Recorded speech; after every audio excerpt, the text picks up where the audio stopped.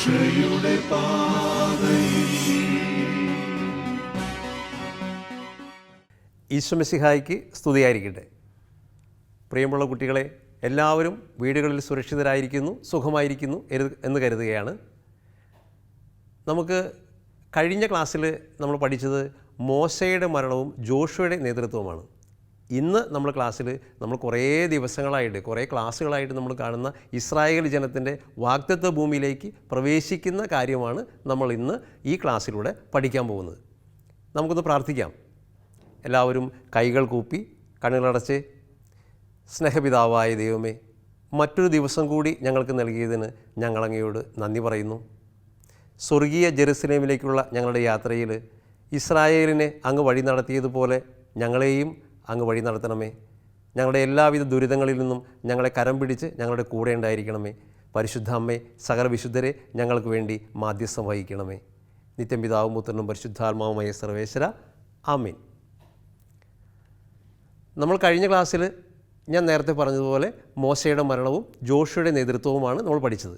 ജോഷുവയുടെ നേതൃത്വത്തിലാണ് ഇപ്പോൾ ഇസ്രായേൽ ജനം കാനാൻ ദേശത്തേക്ക് പ്രവേശിക്കാൻ പോകുന്നത്. രണ്ടാമത്തെ ഭാഗത്ത് നമ്മൾ പഠിക്കാൻ പോകുന്ന പ്രധാനമായിട്ടും 4 കാര്യങ്ങളാണ്. ഒന്നാമത്തേത് വാഗ്ദത്ത ഭൂമിയിൽ പ്രവേശിക്കുന്നു, സ്മാരക ശിലകൾ സ്ഥാപിക്കുന്നു, കാനാൻ ദേശം കീഴടക്കുന്നു, സ്വർഗീയ ജെറുസലേം. നിങ്ങൾക്ക് ഫുട്ബോൾ ഇഷ്ടമാണോ?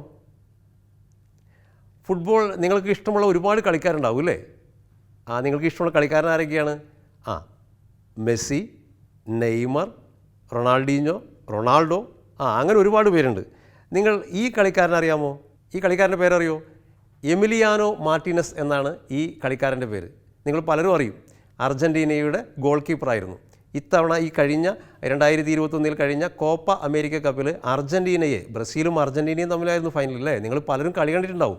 ഈ കളിയിൽ, ആവേശകരമായ കളിയിൽ അർജൻറ്റീനയെ ജയിപ്പിക്കുന്നതിൽ ഒരു പ്രധാന പങ്ക് വഹിച്ച വ്യക്തിയാണ് ഈ എമിലിയാനോ മാർട്ടിനസ്. എമിലിയാനോ മാർട്ടിനസ് ഒരുപാട് വൈകി ടീമിലേക്ക് വന്ന വ്യക്തിയാണ്. ഫ്രാങ്കോ അർമാനി എന്ന ഗോൾ കീപ്പർ, 1-ാം നമ്പർ ഗോൾ കീപ്പർ അർജൻറ്റീനയ്ക്കുണ്ട്. ആ ഗോൾ കീപ്പറെ മാറ്റി നിർത്തിയിട്ട് സ്കലേനി എന്ന അവരുടെ കോച്ച് തിരഞ്ഞെടുത്ത ടീമിലേക്ക് കൊണ്ടുവന്ന ഈ എമിലിയാനോ മാർട്ടിനസ് തൻ്റെ കോച്ച് തൻ്റെ കഴിവിൽ അർപ്പിച്ച എല്ലാ വിശ്വാസവും ആത്മാർത്ഥതയോടെ ചെയ്തു തീർത്ത ഗോൾഡൻ ഗ്ലൗ പുരസ്കാരം വരെ നേടിയ, കോപ്പ അമേരിക്ക കപ്പിൽ ഗോൾഡൻ ഗ്ലൗ നേടിയ അർജൻറ്റീനിയൻ ഗോൾ കീപ്പറാണ് ഈ എമിലിയാനോ മാർട്ടിനസ്. നിങ്ങൾ പലരും ഇദ്ദേഹത്തിൻ്റെ കളി കണ്ടിട്ടുണ്ട്. ഒരുപാട് സേവുകൾ നടത്തിയ വ്യക്തിയാണ്. ഞാനീ പറഞ്ഞു വരുന്നത്, ഈ സ്കലേനി എന്ന കോച്ച് ഈ ഫുട്ബോൾ കളിക്കളത്തിൽ ഇങ്ങനെ ചില മാറ്റങ്ങൾ നടത്തി ചില കളിക്കാരെ തിരഞ്ഞെടുത്തതുപോലെ അതിലുമുപരിയായി ദൈവം ഓരോ സമയത്തും ഓരോരുത്തരെ പ്രത്യേകമായിട്ട് ഓരോ കാര്യങ്ങൾക്ക് വേണ്ടി തിരഞ്ഞെടുക്കുന്നുണ്ട്. അങ്ങനെ തിരഞ്ഞെടുത്ത ദൈവം ഇസ്രായേലിന് വേണ്ടി തിരഞ്ഞെടുത്ത വ്യക്തിയാണ് ജോഷുവ. നമ്മൾ കണ്ടിട്ടുണ്ട് പല അവസരങ്ങളിലും പല സന്ദർഭങ്ങളിലും പലരെയും ദൈവം തിരഞ്ഞെടുക്കുന്നത് നമ്മൾ കണ്ടിട്ടുണ്ട്. അങ്ങനെ മോശയ്ക്ക് ശേഷം ജോഷുവയാണ് ഇപ്പോൾ ഇസ്രായേൽ ജനത്തെ കാനാൻ ദേശത്തേക്ക് പ്രവേശിപ്പിക്കുന്നത്. കാനാൻ ദേശത്തേക്ക്, വാഗ്ദത്ത ഭൂമിയിലേക്ക് പ്രവേശിക്കുന്ന ഒന്നാമത്തെ പോയിൻ്റാണ് നമ്മളിപ്പോൾ പഠിക്കാൻ പോകുന്നത്. ഈ വാഗ്ദത്ത ഭൂമിയിലേക്ക് പ്രവേശിക്കുന്നതിന് മുമ്പ് ഇസ്രായേലിന് മുമ്പിൽ വലിയൊരു തടസ്സമുണ്ടായിരുന്നു. ഇപ്പോൾ അവർ നിൽക്കുന്നത് മൊവാബ് താഴ്വരയിലാണ്. ഈ മൊവാബ് താഴ്വരയിൽ നിന്ന് കാനാൻ ദേശത്തേക്ക് കടക്കണമെങ്കിൽ അവിടെ ജോർദാൻ നദി കടക്കണം. ജോർദാൻ നദി വർഷകാലത്ത് കര കവിഞ്ഞൊഴുകുന്ന ഒരു വലിയ നദിയാണ്. ഈ നദി കടന്ന് ഇവർക്ക് മുന്നോട്ട് പോകണം. ഇവിടെ അവർക്ക് നദി കടക്കണമെങ്കിൽ ഇവരുടെ കയ്യിൽ വേറെ സംവിധാനങ്ങളൊന്നുമില്ല. അപ്പോൾ ഇവർ ദൈവത്തോട് പ്രാർത്ഥിക്കുകയാണ്. ജോഷുവയ്ക്ക് ദൈവം പ്രത്യക്ഷപ്പെട്ട് ദൈവം ജോഷുവയോട് പറയുകയാണ്, നിങ്ങൾ അടുത്തു വന്ന് ദൈവമായ കർത്താവിൻ്റെ വാക്ക് കേൾക്കുവിൻ. ഭൂമി മുഴുവൻ്റെയും നാഥനായ കർത്താവിൻ്റെ വാഗ്ദാന പേടകം വഹിക്കുന്ന പുരോഹിതന്മാരുടെ ഉള്ളങ്കാൽ ജോർദാനിലെ ജലത്തെ സ്പർശിക്കുമ്പോൾ വെള്ളത്തിൻ്റെ ഒഴുക്ക് നിലയ്ക്കുകയും മുകളിൽ നിന്ന് വരുന്ന വെള്ളം ചിറ പോലെ കെട്ടി നിൽക്കുകയും ചെയ്യും. ഒന്ന് നോക്കുക, ഇസ്രായേൽക്കാരോട് ദൈവം പറയുകയാണ്, നിങ്ങളിൽ വാഗ്ദാന പേടകം, ഇവരുടെ കൂടെ വാഗ്ദാന പേടകമുണ്ട് അല്ലേ? ഈ വാഗ്ദാന പേടകം വഹിച്ച പുരോഹിതന്മാർ ഈ ജലത്തെ സ്പർശിക്കുന്ന മാത്രയിൽ വെള്ളത്തിൻ്റെ ഒഴുക്ക് നിലക്കുകയും വെള്ളം ഒരു ചിറ പോലെ കെട്ടി നിൽക്കുകയും ചെയ്യും. ഇവിടെ നിന്ന് ഇങ്ങനെ ഒഴുകുന്ന വെള്ളം ഒരു ചിറ പോലെ കെട്ടി നിൽക്കുന്നു. താഴോട്ടുള്ള വെള്ളമെല്ലാം ഒഴുകിപ്പോയി. വരണ്ട നിലം. നമുക്കറിയാം, നമ്മുടെ വീടുകളിൽ അല്ലെങ്കിൽ നമുക്ക് മഴക്കാലത്തെ സമയത്ത് നല്ലൊരു മഴ പെയ്താൽ പോലും നമ്മുടെ വീട്ടിലും തൊടിയിലുമൊക്കെ ഇഷ്ടംപോലെ വെള്ളമായിരിക്കില്ലേ? മഴ പെയ്ത് തുറന്നാലും ഒരു അരമണിക്കൂർ കഴിഞ്ഞാലും ചിലപ്പോൾ വെള്ളത്തിൻ്റെ നനവ് അവിടെ ഉണ്ടാവും. പക്ഷേ ഇവിടെ അത്ഭുതം, ദൈവം പ്രവർത്തിച്ച അത്ഭുതം നോക്കണേ. ഈ വാഗ്ദാന പേടകം വഹിച്ച പുരോഹിതന്മാർ ജലത്തെ സ്പർശിച്ച മാത്രയിൽ ആ ഒഴുക്ക് നിലച്ചു, വരണ്ട ഭൂമിയായിട്ട് കാണപ്പെട്ടു. വരണ്ട ഭൂമി, വെള്ളത്തിൻ്റെ ഒരു തരി പോലുമില്ല. ഇസ്രായേൽക്കാരെല്ലാവരും ഈ വരണ്ട നിലത്തുകൂടെ അക്കരയ്ക്ക് കടന്നു. വാഗ്ദാന പേടകം വഹിച്ച പുരോഹിതന്മാർ വെള്ളത്തിൽ തന്നെ നിന്നു. ആ വെള്ളത്തിലല്ല, ആ നദി, ജോർദാൻ നദിയിൽ തന്നെ നിന്നു. വെള്ളമില്ല അവിടെ. ഒരു സ്ഥലത്ത് മതിൽ പോലെ ഇങ്ങനെ ജോർദാൻ നദി നിൽക്കുകയാണ്. അവരെല്ലാവരും, ആളുകളെല്ലാം കടന്നതിന് ശേഷം വാഗ്ദാന പേടകം വഹിച്ച പുരോഹിതന്മാർ കയറി ഈ ജലം പഴയതുപോലെ ഒഴുകാൻ തുടങ്ങി. ദൈവം പ്രവർത്തിച്ച ഒരു വലിയ അത്ഭുതം കൂടിയായിരുന്നു ഈ ജോർദാൻ നദി കടന്ന അനുഭവം. നമുക്കറിയാം, ഇസ്രായേലിൻ്റെ പുറപ്പാട് യാത്രയിൽ ആദ്യ സമയത്തിന് ചെങ്കടൽ കടക്കുന്നത് നമ്മൾ കണ്ടിട്ടുണ്ടല്ലേ. ഇപ്പോൾ അവസാനമായപ്പോഴേക്കും വീണ്ടും ഇതുപോലെ ഒരു നദിയെ തടഞ്ഞു നിർത്തുന്ന ഒരു അത്ഭുതം കൂടെ ദൈവം അവർക്ക് വേണ്ടി പ്രവർത്തിച്ചു. ഇനി രണ്ടാമത്തെ പോയിന്റ് നമ്മൾ പഠിക്കുന്നത് സ്മാരക ശിലകൾ സ്ഥാപിക്കുന്നതാണ്. എന്താണ് ഈ സ്മാരക ശിലകൾ എന്ന് പറയുന്നത്? ഈ സ്മാരക ശിലകൾ സ്ഥാപിക്കുന്നു എന്ന് പറഞ്ഞാൽ, ജോഷുവയോട് ദൈവം നേരത്തെ പറഞ്ഞതനുസരിച്ച് ഈ ജോർദാൻ നദിയിൽ ഇവർ കടന്നു പോകുന്ന സമയത്ത് തന്നെ 12 കല്ലുകൾ അവർ അവിടെ നിന്ന് ശേഖരിച്ചു. ഈ 12 കല്ലുകൾ അവർ കൊണ്ടുവന്ന് ദൈവത്തിന് വേണ്ടി അവർ മറുകര കാനാൻദേശത്ത് എത്തിക്കഴിഞ്ഞപ്പോൾ അവർ അവിടെ ദൈവത്തിന് വേണ്ടി ഒരു സ്മാരകം ഉണ്ടാക്കി. ഈ സ്മാരകം ഉണ്ടാക്കിയ സ്ഥലത്തിന് ഗിൽഗാൽ എന്ന പേര് വീണു. ഗിൽഗാൽ എന്ന് പറയുന്നത് സർക്കിൾ ഓഫ് സ്റ്റോൺസ്, ഈ കല്ലുകൾ കൊണ്ടുള്ള ഒരു വൃത്തം എന്ന്, വട്ടം എന്ന് വേണമെങ്കിൽ നമുക്ക് പറയാം. കല്ലുകൾ കൊണ്ട് അവരൊരു സ്മാരകം ഉണ്ടാക്കി. ഇത് എന്തിനു വേണ്ടിയിട്ടാണ് ഈ സ്മാരകം ഉണ്ടാക്കിയതെന്ന് ദൈവം അവരോട് പറഞ്ഞു. ഇനി വരുന്ന തലമുറ, അടുത്ത തലമുറ ദൈവം എങ്ങനെ അത്ഭുതകരമായി തങ്ങളെ രക്ഷപ്പെടുത്തി എന്നതിൻ്റെ അടയാളമായിട്ടാണ് ഈ ഒരു സ്മാരകം അവർ ദൈവത്തിന് വേണ്ടി അവിടെ ഉണ്ടാക്കിയത്. ആ സ്ഥലത്തിന് ലഭിച്ച പേരെന്താണ്? ഗിൽഗാൽ എന്ന പേരാണ് ലഭിച്ചത്. ഇനി നമ്മൾ അടുത്ത പോയിന്റിലേക്ക് പോവുകയാണ്. ഇവർ കാനാൻ ദേശം കീഴടക്കുന്നു. നമുക്കറിയാം, ഇസ്രായേലിൻ്റെ ചരിത്രം ഈജിപ്തിൽ നിന്ന് അടിമത്തം മുതൽ നമ്മൾ കഴിഞ്ഞ ക്ലാസ്സുകളിലെല്ലാം കണ്ടുകൊണ്ടിരുന്ന അവരിങ്ങനെ ഓരോ വഴി നടത്തിക്കൊണ്ടിരിക്കുകയാണ് ദൈവം. എവിടേക്കാണ്? കാനാൻ ദേശത്തേക്കാണ്.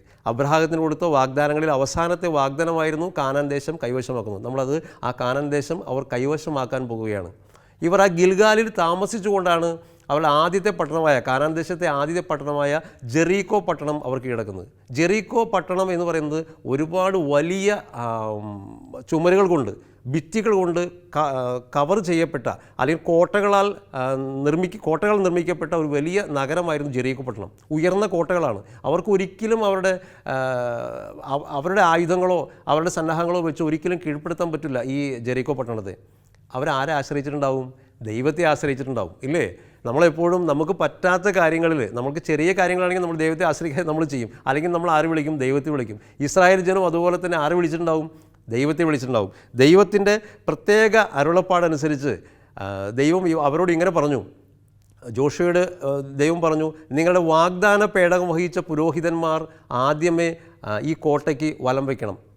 അതിനു മുൻപ്, വാഗ്ദാന പേടകത്തിന് തൊട്ട് മുൻപ് ഇവരിൽ യോദ്ധാക്കളായ ആളുകൾ നിൽക്കണം. ഈ ഇസ്രായേൽ ജനത്തിൽ യോദ്ധാക്കൾ കുറച്ച് പേരുണ്ട്. അവർ അതിന് മുമ്പ് നിൽക്കണം. അതിന് ഏറ്റവും മുൻപിലായിട്ട് നിൽക്കേണ്ടത് ആടിൻ്റെ കൊമ്പ് കൊണ്ടുള്ള കുഴൽ വിളിച്ച 7 പേര് നിൽക്കണം.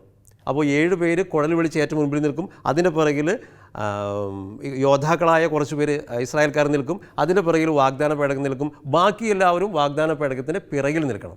അങ്ങനെ എല്ലാവരും കൂടി ഈ കോട്ടയ്ക്ക് വലം വയ്ക്കണം. കോട്ടയ്ക്ക് വലം വയ്ക്കണം. ഈ കുഴൽ വിളിക്കുന്നവർ കുഴൽ വിളിക്കണം. അങ്ങനെ 6 പ്രാവശ്യം, 6 ദിവസം, 7 ദിവസമാണ് ചെയ്യേണ്ടത്. 6 ദിവസം ഇങ്ങനെ ഓരോ പ്രാവശ്യം ഇവരിങ്ങനെ വലം വയ്ക്കണം. അവർ ദൈവം പറഞ്ഞതുപോലെ 6 പ്രാവശ്യം വലം വെച്ചു. 7-ാം ദിവസം ഇവരോട് പ്രത്യേകം പറഞ്ഞു, നിങ്ങൾ 7 പ്രാവശ്യം വലം വയ്ക്കണം. നിങ്ങൾ 7 പ്രാവശ്യം വലം വയ്ക്കണം. 7-ാമത്തെ പ്രാവശ്യം വലം വയ്ക്കുന്ന സമയത്ത് ഈ മുൻപേ നടക്കുന്ന കാഹളം ഊതുന്നവർ, ഈ കൊമ്പ് വിളിക്കുന്ന സമയത്ത് ബാക്കിയുള്ള എല്ലാവരും കൂടെ 6 തട്ടഹസിക്കണം. അപ്പോൾ ദൈവം പറഞ്ഞതുപോലെ അവർ 7-ാമത്തെ ദിവസം 7 പ്രാവശ്യം വലം വെച്ചു. അപ്പോൾ മുകളിൽ നിന്നൊക്കെ മറ്റ് കാനാൻ ദേശത്തെ ആളുകളൊക്കെ ജെറീക്കോ പട്ടണത്തിലുള്ളവരൊക്കെ നോക്കിക്കാണുന്നുണ്ട് ഇവരെന്താ ചെയ്യണമെന്ന് അറിയാൻ വേണ്ടിയിട്ട്. അപ്പോൾ ഇവർ കോട്ടയ്ക്ക് ചുറ്റും വലം വെച്ചു. 7-ാമത്തെ പ്രാവശ്യം ഇവർ കുഴൽ വിളിച്ചു. ഈ സമയത്ത് എല്ലാവരും കൂടെ ഉറക്കെ ശബ്ദമുണ്ടാക്കി, ഉറക്കെ അട്ടഹസിച്ചു. ഈ ശബ്ദം കേട്ട് ഈ ജെറീക്കോ പട്ടണത്തിൻ്റെ കോട്ടകളെല്ലാം തകർന്നു വീണു. എന്ത് വലിയ അത്ഭുതമാണല്ലേ! വലിയൊരു ശബ്ദമുണ്ടാക്കിയപ്പോൾ തന്നെ, ദൈവം പറഞ്ഞത് പ്രകാരം ചെയ്തപ്പോൾ തന്നെ ഈ കോട്ടകളെല്ലാം നിലംപതിച്ചു. ഇസ്രായേൽക്കാരെല്ലാവരും ഈ ജെറീക്കോ പട്ടണത്തിലേക്ക് കയറുകയും അവർ ജെറീക്കോ പട്ടണം കൈവശമാക്കുകയും ചെയ്തു. അങ്ങനെ അവർ ജെറീക്കോ പട്ടണം കൈവശമാക്കി. പിന്നീട് എല്ലാ നഗരങ്ങളും, കാനാൻ ദേശത്തെ എല്ലാ പട്ടണങ്ങളും ഇവർ താമസം വിന കൈവശമാക്കുകയും ചെയ്തു. ജോഷുവ 12 ഗോത്രങ്ങൾക്കായിട്ട്, ഇസ്രായേലിലെ 12 ഗോത്രങ്ങളെപ്പറ്റി നമ്മൾ പഠിച്ചിട്ടുണ്ട് അല്ലേ? 12 ഗോത്രങ്ങൾക്കായിട്ട് ഓരോ സ്ഥലങ്ങളും വിഭജിച്ചു കൊടുക്കുകയും ചെയ്തു. ഇങ്ങനെയാണ് ഇസ്രായേൽ ജനം കാനാൻ ദേശത്ത് പ്രവേശിക്കുന്നത്. ദൈവത്തിൻ്റെ പ്രത്യേക പദ്ധതി ദൈവം അവർക്ക് വേണ്ടി തയ്യാറാക്കിയിരുന്നു. ഇതുപോലെ നമുക്ക് വേണ്ടിയും ദൈവത്തിൻ്റെ പദ്ധതിയുണ്ട്. ആ പദ്ധതി എന്താണെന്ന് തിരിച്ചറിയാനുള്ള ഒരു വ്യഗ്രത നമുക്ക് വേണം. അത് ദൈവത്തോട് പ്രാർത്ഥിക്കണം. ദൈവം അപ്പോൾ പറയും നിന്നെപ്പറ്റി എൻ്റെ പദ്ധതി എന്താണെന്ന്. അപ്പം നമ്മൾ ദൈവത്തോട് പ്രാർത്ഥിക്കണം, ദൈവമേ എന്നെപ്പറ്റി നിൻ്റെ പദ്ധതി എന്താണെന്ന് നിങ്ങൾ പ്രാർത്ഥിക്കുമ്പോൾ ദൈവം ആ പദ്ധതി നിങ്ങൾക്ക് വെളിപ്പെടുത്തി തരും. ദൈവം അബ്രാഹത്തിന് കൊടുത്ത അവസാനത്തെ വാഗ്ദാനമായിരുന്നു, വാഗ്ദാനങ്ങളിൽ അവസാനത്തെ വാഗ്ദാനമായിരുന്നു കാനാൻ ദേശം കൈവശമാക്കുമെന്നുള്ളത്. അങ്ങനെ ആ വാഗ്ദാനം കൂടി പൂർത്തീകരിക്കപ്പെട്ടു. ഇനി നമ്മൾ പഠിക്കാൻ പോകുന്നത് സ്വർഗീയ ജെറുസലേമിനെ പറ്റിയാണ്. നമ്മളുടെ ജീവിതവും ഒരു യാത്രയാണ് അല്ലേ? നമ്മളെവിടേക്ക് യാത്ര ചെയ്യുന്നത്? നമ്മൾ ചെറിയ ക്ലാസ്സിൽ നമ്മൾ പഠിച്ചു. എവിടെയാണ് നമ്മുടെ ലക്ഷ്യം? സ്വർഗ്ഗമാണ് നമ്മുടെ ലക്ഷ്യം അല്ലേ? സ്വർഗ്ഗത്തിലേക്കുള്ള യാത്രയാണ്. സ്വർഗീയ ജെറുസലേമിലേക്ക് യാത്ര ചെയ്യുന്നവരാണ് നമ്മളെല്ലാവരും. നമ്മളുടെ യാത്രയിൽ ഒരുപാട് ബുദ്ധിമുട്ടുകളും ഒരുപാട് പ്രശ്നങ്ങളും ഒരുപാട് പാപാവസ്ഥകളൊക്കെ ഉണ്ടാകും. ഇവിടെയൊക്കെ നമ്മൾ ചെയ്യേണ്ടത് ദൈവത്തോട് മാപ്പപേക്ഷിക്കുകയും ദൈവത്തോട് കരുത്ത് യാചിക്കുകയുമാണ് ചെയ്യേണ്ടത്. ദൈവം തിരുമനസ്സാകുമെങ്കിൽ നമുക്ക് എന്തും ചെയ്യാൻ കഴിയും, എല്ലാ പ്രതിസന്ധികളെയും തരണം ചെയ്യാൻ കഴിയും. അങ്ങനെ സ്വർഗീയ ജെറുസലത്തേക്ക് ദൈവം നമ്മളെ കൈപിടിച്ച് നയിക്കും. ദൈവത്തിൽ ആശ്രയിക്കുക മാത്രം ചെയ്താൽ മതി. അപ്പോൾ ദൈവത്തോട് ഇനി മക്കൾ പ്രാർത്ഥിക്കണം, ദൈവമേ ഞങ്ങളെ സ്വർഗീയ ജെറുസലേമിലേക്ക് ഇസ്രായേലിനെ കൊണ്ടുപോയതുപോലെ ഞങ്ങളെ കൊണ്ടുപോകണേ എന്ന് നിങ്ങൾ പ്രാർത്ഥിക്കണം. നമുക്കിനി ഈ ക്ലാസ്സിൽ വരുന്ന 2 പ്രവർത്തനങ്ങളുണ്ട്. ഒന്നാമത്തെ പ്രവർത്തനം ഇതാണ്: ദൈവം ഇസ്രായേലിന് വേണ്ടി പ്രവർത്തിച്ച ഏതെങ്കിലും 5 അത്ഭുതങ്ങൾ നോട്ട് ബുക്കിൽ കുറിക്കുക. ഒരുപാട് അത്ഭുതങ്ങൾ പ്രവർത്തിച്ചിട്ടുണ്ട് അല്ലേ? നമ്മൾ ഈജിപ്തിലായിരുന്നപ്പോൾ തന്നെ അത്ഭുതങ്ങൾ പ്രവർത്തിച്ചിട്ടുണ്ട്. അങ്ങനെ ഇസ്രായേലിൽ പ്രവർത്തിച്ച 5 എന്നല്ല, ഒരുപാടുണ്ട്. അപ്പോൾ നിങ്ങൾക്കറിയാവുന്ന, നിങ്ങളുടെ മനസ്സിലുള്ള, പുസ്തകം നോക്കേണ്ട ആവശ്യമില്ല, നിങ്ങൾക്കറിയാവുന്ന 5 അത്ഭുതങ്ങൾ നിങ്ങൾ നോട്ട് ബുക്കിൽ കുറിക്കുക. രണ്ടാമത്തെ പ്രവർത്തനം: സ്വർഗീയ ജെറുസലേമിലേക്ക് നമ്മോടൊപ്പം നടക്കുന്ന കുടുംബാംഗങ്ങളോടൊപ്പം ഒരു സെൽഫി എടുത്ത് ക്ലാസ് ടീച്ചറിന് അയച്ചു കൊടുക്കും. നിങ്ങൾ ടൂറൊക്കെ പോകുമ്പോൾ ഫോട്ടോ എടുക്കാറില്ലേ, സെൽഫി എടുക്കാറില്ലേ? അപ്പോൾ അതേപോലെ ഇപ്പോൾ സ്വർഗീയ ജെറുസലേമിലേക്ക് നമ്മൾ യാത്ര ചെയ്തുകൊണ്ടിരിക്കുകയാണ്. ആരാ നമ്മുടെ കൂടെയുള്ളത്? ഏറ്റവും അടുത്ത് നമ്മുടെ കൂടെയുള്ളത് നമ്മുടെ മാതാപിതാക്കൾ, സഹോദരങ്ങൾ, വീട്ടിലുള്ളവരൊക്കെയാണ്. അപ്പോൾ അവരോടൊപ്പം നിന്ന് ഒരു സെൽഫി എടുക്കുക. അത് നിങ്ങളുടെ ക്ലാസ് ടീച്ചറിന് അയച്ചു കൊടുക്കുക. അതൊരു സന്തോഷമായിക്കോട്ടെ. നമ്മൾ ടൂർ പോകുമ്പോൾ ഒരു ഫോട്ടോ എടുക്കുന്ന പോലെ നമ്മൾ സ്വർഗീയ ജെറുസലേത്തേക്കുള്ള ഒരു യാത്രയാണ്. ആ യാത്രയിൽ നമ്മളൊരു സെൽഫി എടുത്ത് നിങ്ങളുടെ ക്ലാസ് ടീച്ചറിന് അയച്ചു കൊടുക്കുക. അപ്പോൾ ഈ 2 പ്രവർത്തനങ്ങൾ നിങ്ങൾ ചെയ്യണം. അപ്പോൾ പറയുന്ന കാര്യങ്ങൾ നമ്മൾ ദൈവത്തോട് എപ്പോഴും ചേർന്ന് നിൽക്കുക, ദൈവത്തോടൊപ്പം നടക്കുക. നമ്മൾ സ്വർഗീയ ജെറുസലേമിലേക്കുള്ള യാത്രയിൽ ദൈവത്തോട് മാധ്യസ്ഥം അപേക്ഷിക്കുക. അപ്പോൾ നമ്മൾ പ്രധാനമായിട്ടും ഈ ക്ലാസ്സിൽ എന്താണ് പഠിച്ചത്? നമ്മൾ 4 കാര്യങ്ങൾ നമ്മൾ പഠിച്ചു. വാഗ്ദത്ത ഭൂമിയിൽ പ്രവേശിക്കുന്നു, സ്മാരക ശിലകൾ സ്ഥാപിക്കുന്നതും, കാനാൻ ദേശം കീഴടക്കുന്നതും, നമ്മുടെ സ്വർഗീയ ജെറുസലേം യാത്രയെ പറ്റി. അപ്പോൾ ഈ കാര്യങ്ങളൊക്കെ നമ്മൾ മനസ്സിൽ വേണം. നമുക്ക് ഒന്ന് പ്രാർത്ഥിച്ചിട്ട് നമുക്ക് ഈ ക്ലാസ് അവസാനിപ്പിക്കാം. എല്ലാവരും കൈകൂപ്പി കണ്ണുകളടയ്ക്കാം. സ്നേഹപിതാവായ ദൈവമേ, നിത്യവും ഞങ്ങളെ വഴി നടത്തുന്നതിനെ ഓർത്ത് ഞങ്ങളെങ്ങോട്ട് നന്ദി പറയുന്നു. സ്വർഗീയ ജെറുസലേമിലേക്ക് ഞങ്ങളുടെ കുടുംബാംഗങ്ങളോടൊപ്പം, ഞങ്ങളുടെ ഇടവക സമൂഹത്തോടൊപ്പം, ഞങ്ങളുടെ അധ്യാപകരോടൊപ്പം, ഞങ്ങളുടെ സഹപാഠികളോടൊപ്പം ഞങ്ങൾ യാത്ര ചെയ്യുകയാണ്. വഴികളിൽ അങ്ങ് ഞങ്ങൾക്ക് തുണയായിരിക്കണമേ. ഞങ്ങളെ അങ്ങയുടെ കരം ചേർന്ന് നടക്കാൻ, കരം പിടിച്ചു നടക്കാനുള്ള അനുഗ്രഹം ഞങ്ങൾക്ക് നൽകണമേ. പരിശുദ്ധ അമ്മേ, സകല വിശുദ്ധരെ ഞങ്ങൾക്ക് വേണ്ടി മാധ്യസ്ഥം വഹിക്കണമേ. കണ്ണുകൾ തുറക്കാം. ഈശോ മിശിഹായ്ക്ക് സ്തുതിയായിരിക്കട്ടെ. നല്ലൊരു ദിവസം ആശംസിക്കുന്നു.